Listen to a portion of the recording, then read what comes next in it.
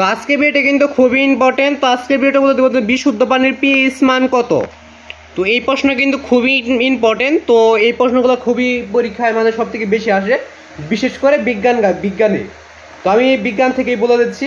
তো নবম দশম শ্রেণীর ক্লাসের গাইডে ছিল এটা যে প্রশ্ন বিশুদ্ধ পানির পিএইচ মান কত। প্রতিটা প্রশ্নের তো সরাসরি গাইড থেকে দেখতে অবশ্যই চ্যানেলটি সাবস্ক্রাইব করে বা বেলুন কল সেট করবে, ভিডিও থেকে লাইক করে দেবে। চ্যানেলটা কিন্তু অবশ্যই বেশি বেশি সাবস্ক্রাইব করবে বা বেলুন কল সেট করবে, ভিডিও থেকে লাইক করে দেবে।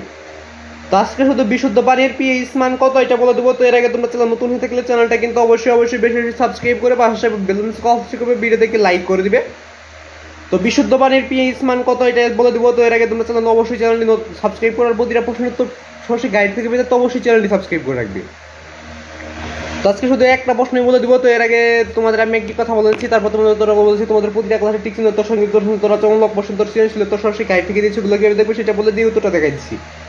তোমরা যে কোনো ক্লাসে যে আদায় টিক চিহ্ন দেখছো বইদের প্রথম টিক চিহ্ন মানে 1 নাম্বার টিক চিহ্ন প্রশ্ন লেখার আগে তো একটা জিনিস খেয়াল করবে, এখানে আমি একটা নাম লিখে নিয়েছি ইংরেজিতে এইসাম হাসান। তো এটা একটু বানানটা দেখে নাও, এইসাম হাসান, এইসএন।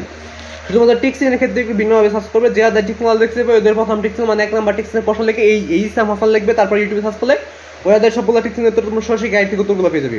যে আদায় টিক চিহ্ন দেখছে ওদের প্রথম টিক চিহ্ন মানে 1 নাম্বার টিক চিহ্নের প্রশ্ন লিখবে, তারপর এইসাম হাসান লিখবে, তারপর ইউটিউবে সার্চ করলে ওদের সবগুলো টিক চিহ্নের তোমরা সরাসরি গাইড থেকে পেয়ে যাবে।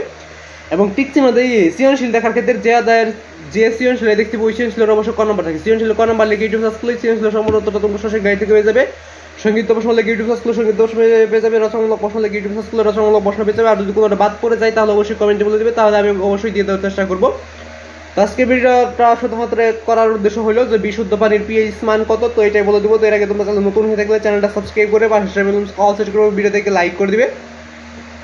আর যদি কোনো ক্লাসের প্রশ্ন লাগে তো অবশ্যই কমেন্টে বলে দেবে। আর প্রতিটা প্রশ্নে আমি 2 মিনিট করে থাকি, তো 3 মিনিটে যাওয়ার আগে ভিডিওটা অফ হয়ে যাবে অলরেডি অটোমেটিকলি।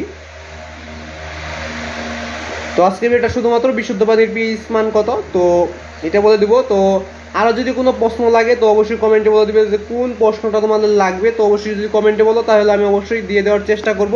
তো দেখে নেওয়া যাক যে বিশুদ্ধ পানির পিএইচ মান কত। তো দেখো নিচে উত্তরটা কিন্তু দেওয়া আছে। তো দেখো বিশুদ্ধ পানির পিএইচ মান 7 বা 7। বিশুদ্ধ পানির পিএইচ মান 7। বিশুদ্ধ পানির পিএইচ মান 7। তো এটাই ছিল আজকের ভিডিও। তো ভিডিওটা যদি একটু হলে ভালো লেগে থাকে বা তোমাদের একটু হলে যদি কাজে লেগে থাকে চ্যানেলটা সাবস্ক্রাইব করে বা কনসেপ্ট করবে, ভিডিও দেখে লাইক করে দেবে। চ্যানেলটা কিন্তু অবশ্যই বেশি বেশি সাবস্ক্রাইব করবে এবং প্রতিটা প্রশ্ন সরাসরি গাইড থেকে দেখতে চ্যানেলটা সাবস্ক্রাইব করে বা কনসেপ্ট করবে। আর যারা ভিডিও সম্পূর্ণ দেখা হয় তারা কিন্তু উত্তরটা পাও নাই। তো আজকে ভিডিও এমনটাই।